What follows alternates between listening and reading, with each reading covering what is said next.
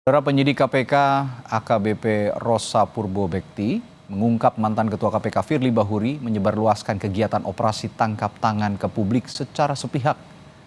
Pernyataan ini disampaikan penyidik KPK AKBP Rosa Purbobekti saat dihadirkan sebagai saksi kasus perintangan penyidikan dengan terdakwa Hasto Kristianto di Pengadilan Tindak Pidana Korupsi Jakarta. Penyidik KPK Rosa bilang, jika saat ini OTT belum berhasil menangkap Sekjen PDIP Hasto Kristianto dan Buron Harun Masiku. Rosa juga mempertanyakan mengapa ekspos dilakukan oleh Ketua KPK Firly Bahuri, padahal semua pihak yang diduga terlibat belum ditangkap. Secara sepihak, pimpinan KPK Firly mengumumkan terkait dengan adanya OTT.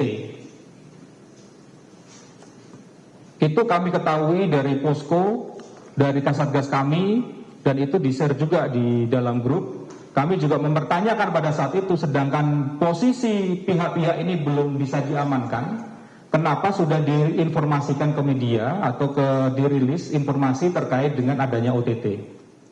Dilakukan pencarian. Tapi itu yang melakukan adalah Satgas yang ditunjuk. Oke.